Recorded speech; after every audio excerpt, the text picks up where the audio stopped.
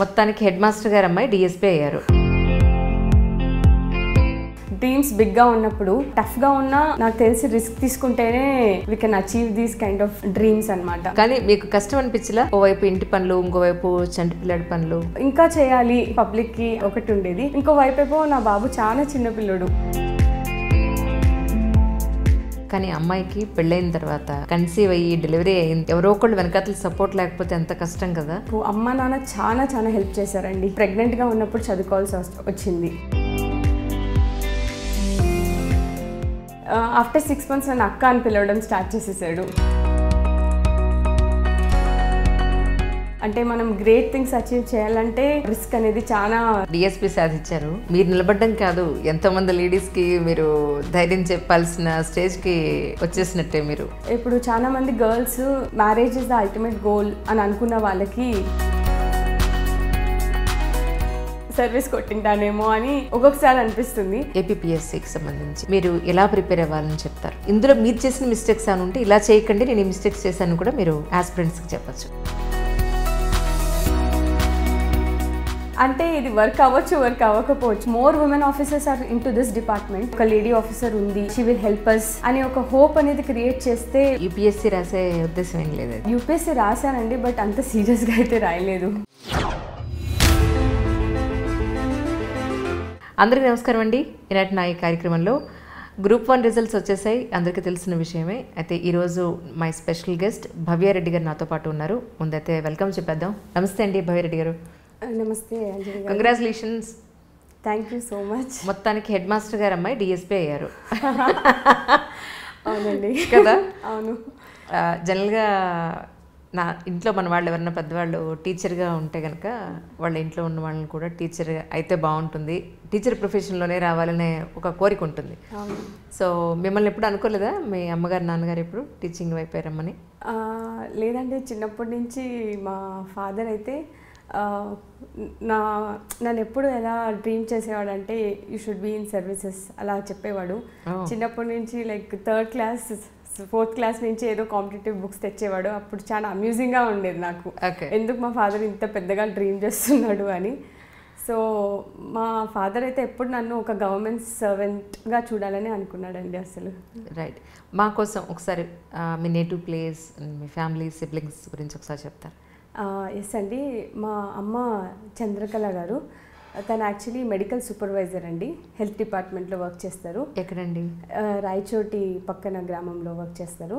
తర్వాత నాన్నగారు వచ్చి జి వెంకట్రామ్ రెడ్డి, ఆయన వచ్చి హెడ్ మాస్టర్ అండి. అందరూ అంటే రాయచోటి పరిసరాల్లో వర్క్ చేస్తారు. చెల్లి వచ్చి లాయర్. ఎస్ అండి, ప్రవల్లిక. ఎక్కడ చేస్తున్నారు ప్రాక్టీస్? అంటే యాక్చువల్లీ అది విజయవాడలో వర్క్ చేస్తూ ఉంటుంది. ఇప్పుడేమో she like heading the legal adviser అనమాట. రైట్. ఇన్ కార్పొరేట్ సైడ్ వెళ్ళింది. ఇంకా తమ్ముడు వచ్చి ఎంబీబీఎస్ వర్క్ చేస్తున్నాడు. ఓకే, చదువుతున్నాడు. Okay okay, right. అంటే మీకు మ్యారేజ్ అయింది, బాబు మీకు. అవునండి. ఇప్పుడు డిఎస్పీ సాధించారు గ్రూప్స్లో. కానీ మీకు కష్టం అనిపించలా? ఓవైపు ఇంటి పనులు, ఇంకోవైపు చంటి పిల్లడి పనులు, చదువు ఎలా సాగింది? ఎలా ప్లాన్ చేశారు స్కెడ్యూల్ని? యాక్చువల్లీ నేను ఆల్రెడీ వర్కింగ్ అండి రైల్వేస్లో యాజ్ సెక్షన్ కంట్రోలర్గా. ఓకే. చెన్నైలో వర్క్ చేస్తూ ఉన్నాను. ఓకే. నాకు 2 years 4 months బాబు కూడా ఉన్నాడు. So it's all about balance అండి. అంటే నేను వర్క్ చేసేటప్పుడు నాకు ఎప్పుడు నా బ్యాక్ ఆఫ్ ద మైండ్లో రన్ అవుతూ ఉండేది దట్ నేను సర్వీసెస్లో ఉండాలి. ఈ సర్వీస్ అంటే నేను ఏదైతే రైల్వేస్లో ఉన్నానో ఆ సర్వీస్ చాలామంది అంటే ఐఎమ్ డూయింగ్ అంటే చాలా వర్క్ చేస్తున్నాను లైక్ ఫర్ ద పబ్లిక్. కానీ ఎక్కడో ఇంకా చేయాలి పబ్లిక్కి అని ఒకటి ఉండేది. ఇంకో వైపు నా బాబు చాలా చిన్న పిల్లడు, నా లవ్ కావాలి. అది చాలా ఛాలెంజింగ్గా ఉండేది నాకైతే. అంటే బికాస్ వర్క్ నుంచి వచ్చేసరికి అమ్మ అనే వచ్చేవాడు నా దగ్గరికి. నేను మళ్ళీ చదువుకోవాలి. సో చాలా టఫ్గా ఉండేది. అమ్మ నాన్న వాళ్ళ దగ్గరే వదిలేసి వచ్చేసి ప్రిపేర్ అయ్యానండి. హాలిడేస్ అంటే గ్యాప్ ఆఫ్ ద అంటే వర్క్ షెడ్యూల్కి ఇంటి దగ్గరికి వచ్చాక ఇలా ప్రిపేర్ అవుతూ ఉండేదాన్ని. కానీ అమ్మాయికి పెళ్ళైన తర్వాత, కన్సీవ్ అయ్యి డెలివరీ అయిన తర్వాత ఎవరో ఒకళ్ళు వెనకాతలు సపోర్ట్ లేకపోతే ఎంత కష్టం కదా. డెఫినెట్గా అండి, డెఫినెట్గా వర్కింగ్ విమెన్ అయితే చాలా కష్టం. అవునండి. అంటే నాకు అమ్మ నాన్న చాలా చాలా హెల్ప్ చేశారండి డ్యూరింగ్, అంటే ఎందుకంటే కన్సీవ్ అయినప్పటి నుంచి నాకు గ్రూప్ 1 మెయిన్స్ అదేమంటారు షెడ్యూల్ వచ్చేసింది. సో ప్రెగ్నెంట్గా ఉన్నప్పుడు చదువుకోవాల్సి వచ్చింది. సో అప్పుడు అమ్మ నాన్న చాలా హెల్ప్ చేశారండి నాకు ఈ జర్నీలో.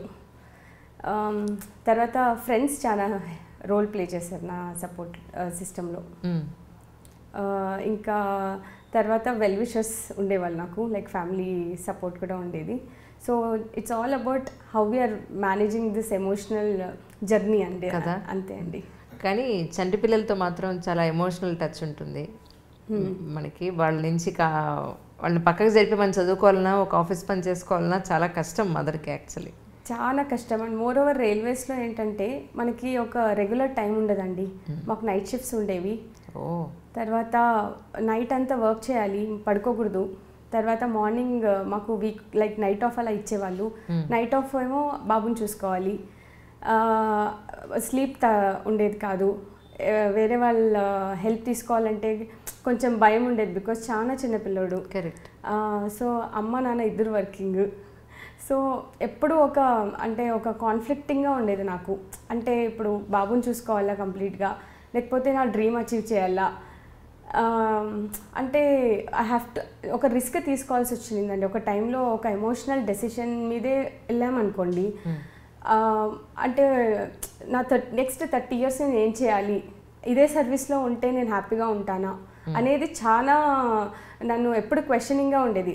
అంటే ఆఫీస్లో కూర్చొని కూడా నేను ఇలానే మెషిన్స్తో ఉండాలా నా లైఫ్లో, బికాస్ నేను కంట్రోలర్గా వర్క్ చేసేదాన్ని కదా. ఇప్పుడు ఆర్ఆర్బీలో రైల్వేస్లో మీరు చేసే వర్క్ ఏంటి మా కోసం ఒకసారి అని చెప్తానండి. నేను యాక్చువల్గా ఆపరేటింగ్ డిపార్ట్మెంట్లో వర్క్ చేస్తాను. సో అంటే ట్రాఫిక్ కంట్రోలింగ్ అనేది నా చేతుల మీదే జరుగుతూ ఉంటుంది అనమాట. ఓకే. ఎంటైర్ అంటే మెట్రో సెక్షన్ అంటే వెల్లచెరిలో వర్క్ చేసేదాన్ని. సో ఇట్ ఈస్ అంటే ఎట్లా ట్రాఫిక్ మేనేజ్మెంట్ చేయాలి, అంటే ఏ గూడ్స్ని ఫస్ట్ ప్రిఫరెన్స్ చేయాలి, ఆల్ సిగ్నల్ కంట్రోలింగ్ అంతా ఐ యూస్ టు మెయింటైన్ అనమాట. సో కంటిన్యూస్గా మానిటర్ వైపే ఉండాలి నా అటెన్షన్. సో మధ్యలో నేను చదువుకోవడానికి కానీ 10 hours వర్క్ చేసేదాన్ని నేను. అండ్ జస్ట్ ఒక 5 to 10 minutes గ్యాప్ వచ్చినా కూడా కరెంట్ అఫైర్స్ చదువుకోవడానికి ట్రై చేసేదాన్ని. బట్ అదేమంటారు, ఒక్కసారి మిస్ చేస్తే ఒకవైపు ప్యాసింజర్స్ లైఫ్ ఉండేది, ఇంకోవైపు అయ్యో 10 hours తర్వాత రెస్ట్ తీసుకోకపోతే మళ్ళీ నేను వచ్చి వర్క్ చేయాలి. తర్వాత బాబు ఉండేవాడు. ఓ మై గాడ్, చాలా ప్రెషరైజ్డ్ జాబ్ మీది. చాలా రెస్పాన్సిబుల్ జాబ్ కూడా. అసలు బయటికి వెళ్ళడానికి ఉండదండి. మేము కంటిన్యూస్గా మానిటర్ చెక్ చేసుకుంటూనే ఉండాలి. అంటే సిగ్నల్స్ ఏదైనా మిస్ అయిందనుకో, తర్వాత డిలే అవుతుంది. డిలే అయితే I have to answer my officials. తర్వాత ప్యాసింజర్స్ సేఫ్టీ అనేది నా చేతిలోనే ఉండేది. సో చాలా బ్యాలెన్స్ చేసుకోవాల్సి వచ్చింది. 10 hours చాలా హెక్టిక్గా ఉండేది నాకు వర్క్ షెడ్యూల్. ఆ తర్వాత ఇంటికి వచ్చేసరికి చాలా డ్రైన్ అయిపోయింటాను. అప్పుడు మళ్ళీ ఇంట్లో పనులు, ఇంట్లో పిల్లాడు, మళ్ళీ చదువుకోవడం. అంటే ఒకానొక టైంలో చాలామంది చెప్పారు, రైల్వేస్ సెంట్రల్ గవర్నమెంట్ జాబే కదా, నువ్వు ఇందులో కంటిన్యూ చేయొచ్చు కదా, మంచి లైఫ్ ఉంటుంది అలా అనేవాళ్ళు. కానీ ఎక్కడో నాకు నేను సాటిస్ఫై కావట్లేదు. ఒక సమ్ స్పార్క్ అనేది ఒకటి వస్తుంది కదండి, ఇది కావాలి నాకు, ఇంకా పబ్లిక్లో వెళ్ళాలి, నేను ఇంకా సర్వీస్ చేయాలి. బికాస్ ప్రీసెట్ రూల్స్ ఉంటాయి జనరలీ రైల్వేస్లో. అంటే జస్ట్ సిగ్నల్ ఆపరేట్ చేయాలి, తర్వాత నోట్ చేసుకోవాలి ఏ ట్రైన్ ఏ షెడ్యూల్, అంతే నా లైఫ్ అంతా అని అనుకునేదాన్ని. అంటే ఇప్పుడు ఏదైనా సపోజ్ ఏదైనా చిన్న రిస్క్ ఉండేదనుకో, సో ప్యాసింజర్స్కి ఏదైనా లైక్ అమ్యూనిటీస్ ఏమైనా మిస్ అయినాయా అంతవరకే, ఇంకా బియాండ్ ఏం చేయలేనా అని ఒక క్వశ్చన్ మార్క్తోనే నేను వర్క్ చేసేదాన్ని ఎవ్రీడే. అంటే నాకు కొంచెం ఛాలెంజింగ్ ఉంటే బాగుండు కదా, మోర్ యాక్సెసిబిలిటీ ఉండాలి నాకు పబ్లిక్తో, ఇంకా సర్వీస్ చేయాలి అనే ఒక డిజైరే నన్ను బాగా రన్ చేసింది లైక్ ఈ జర్నీలో. అంటే ఇంటికి వచ్చేసరికి బాబు ఏమో అమ్మ అమ్మ అనేవాడు. సో నేను ఇది బ్యాలెన్స్ చేసుకోలేక ఇంటికి అంటే ఊర్లో అమ్మ వాళ్ళ ఇంటికి పంపించేసేదాన్ని. ఇంకా వీడియో కాల్స్ అయితే అస్సలు చేయలేదండి. ఎందుకంటే వీడియో కాల్లో బాబు ఇంకా ఎమోషనల్ అయిపోయేదండి. పిలిచేవాడు రా రా అని అలా కాల్స్తో. ఒక టైంలో 6 months అలా నేను అసలు ఇంటికి కూడా వెళ్ళలేదు. ఆఫ్టర్ 6 months నన్ను అక్క అని పిలవడం స్టార్ట్ చేసేసాడు. సో చాలా బాధేస్తుంది, చాలా బాధగా ఉండేది. నా జాబ్ చూసుకోవాలా, పిల్లని చూసుకోవాలనే పెద్ద emotional. And you also so emotional person, I think so. Yeah, చాలా అంటే ఇట్స్ ఆల్ అంటే ఇది ఎటువైపు వెళ్ళాలి నేను అనే ఒక క్వశ్చన్ మార్క్తోనే నా జర్నీ అంతా వెళ్తూ ఉండేది. బట్ చాలా టఫ్గా ఉండాలి అనేది మాత్రం నాకు చాలా ఉండేది లోపల. అంటే మనం గ్రేట్ థింగ్స్ అచీవ్ చేయాలంటే రిస్క్ అనేది చాలా తీసుకోవాలి. మనం కూడా చాలా రాయిలా మారాల్సి ఉంటుంది కదా. చాలా అండి, ఎందుకంటే నా చుట్టుపక్కల జనాలు ఉంటారు కదండి, ఇప్పుడు ఎవరైతే నన్ను చాలా మెచ్చుకుంటున్నారో చాలా చాలా ఇంటికి వెళ్ళేసరికి నన్ను ఎప్పుడు క్వశ్చన్ చేసేవాళ్ళు, ఎలా వదిలేస్తావు నీ బాబుని, ఏంటమ్మా నువ్వు ఇట్లా చేస్తున్నావు అలా అడిగేటప్పుడు మనకి చాలా బాధ అనిపిస్తుంది. అంటే యాక్చువల్లీ మనం కూడా వాళ్ళని వదిలేసి వెళ్ళాలని అనుకో. టు బి ఫ్రాంక్, నేను కూడా ఒక వర్కింగ్ ఉమెన్ కాబట్టి వాళ్ళని వదిలి వెళ్ళాలని మనకి ఉండదు. అవును, కానీ అమ్మాయికి మాత్రం పెద్ద హడ్డిల్ అండి మ్యారేజ్, పిల్లలు అనేది డెఫినెట్గా చాలా పెయిన్ఫుల్ థింగ్ యాక్చువల్లీ, వాళ్ళని వదిలి రావాలన్నా చేయాలన్నా. అవునండి, చాలా అంటే ఎమోషనల్ డెసిషన్స్ అనేటివి మనకి తీసుకోకూడదు ఈ టైంలో. అంటే మనం డ్రీమ్స్ బిగ్గా ఉన్నప్పుడు టఫ్గా ఉన్నా నాకు తెలిసి రిస్క్ తీసుకుంటేనే we can achieve these kind of dreams అనమాట. కరెక్ట్, అలా అండి. ఆర్ఆర్బి మీరు ఎప్పుడు రాస్తారు, ఎగ్జామ్ ఎప్పుడు రాశారు? నేను యాక్చువల్లీ 2015 నోటిఫికేషను, బట్ 2018లో అపాయింట్మెంట్ వచ్చింది. సో అంటే ఆల్మోస్ట్ ఒక 4 years నుంచి చేస్తున్నారు అయితే. 4 years నుంచి అదే జాబ్ చేస్తారు. ప్రమోషన్స్ ఏమి ఉండవా మీ దాంట్లో? డెఫినెట్గా ప్రమోషన్స్ ఉంటాయండి. మేము IRTS నెక్స్ట్ ప్రమోషన్ వచ్చి IRTS లైక్ ఎన్ని ఏళ్ళకి వస్తారు? అంటే after 5 years we can write an exam and be promoted as IRTS officers. Departmental exams రాయాల్సిందే. Okay okay, through departmental exams we can get promotions అండి. బట్ స్కోప్ ఆఫ్ సర్వీస్ అనేది అంటే అంత హిడెన్ అండి. అంటే డైరెక్ట్గా నువ్వు పీపుల్కి అంటే పీపుల్ ప్రాబ్లమ్ సాల్వ్ చేసే అంత స్కోప్ కనిపించట్లేదు నాకు రైల్వేస్లో. అంటే జస్ట్ ఒక ప్రీసెట్ రూల్స్తో everyday will be the same journey. ఫస్ట్లో ఎక్సైటింగ్గా ఉండేది because different machines, different controlling. But as the days went by నాకు క్వశ్చనింగ్గా ఉండేది, ఇంకా ఇంతేనా నేను, I can't go beyond this అని ఒక క్వశ్చన్ చేసుకుంటూ ఉండేదాన్ని. కానీ ఇప్పుడు డిఎస్పి సాధించారు, మీరు నిలబడ్డం కాదు, ఎంతోమంది లేడీస్కి మీరు ధైర్యం చెప్పాల్సిన స్టేజ్కి వచ్చేసినట్టే మీరు కదా. అవునండి. ఎలా అనిపిస్తుంది? అంటే నాకు ఐ ఫీల్ ఇప్పుడు నాకు ఒక ప్లాట్ఫామ్ దొరికింది టు ఇన్స్పైర్ మెనీ ఉమెన్. అంటే ఇప్పుడు చాలామంది girls marriage is the ultimate goal అని అనుకున్న వాళ్ళకి I can be an answer అనిపిస్తుంది కదా.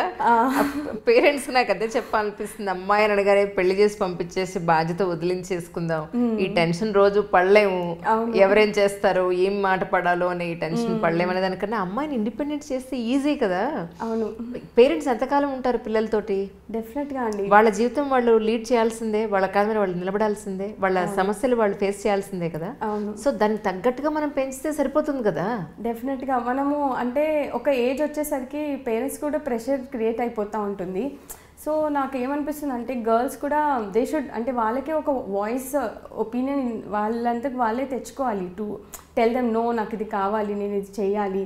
అంటే జస్ట్ పేరెంట్స్ చెప్పినంత మాత్రాన అంటే ఓకే అనేసే స్టేజ్లో ఉండకూడదు. బికాస్ పేరెంట్స్ కూడా ఏంటంటే వాళ్ళ బాధ్యత మ్యారేజే అనుకునే వాళ్ళు చాలామంది ఉంటారు. ఇప్పుడు సిచ్యువేషన్ మారింది అనుకోండి, బట్ గర్ల్స్ కూడా ఓపెన్ అప్ అవ్వాలి, లైక్ మేము ఎంపవర్ అవ్వాలి, మాకు టైం కావాలి. బికాస్ ఇలాంటి కాంపిటేటివ్ ఎగ్జామ్స్లో చాలా టఫ్ పడుతుంది కూడా, టైం పడుతుంది, టఫ్ ఉంటుంది. నా ఫ్రెండ్స్లోనే చాలా మంది ఒక 1 year 2 years పేరెంట్స్ ఇస్తారు టైము, ఆ తర్వాత ఇంకా టైం అయిపోయిందండి మ్యారేజ్ చేసేసుకోవాలి, యువర్ టైమ్ ఇస్ అప్.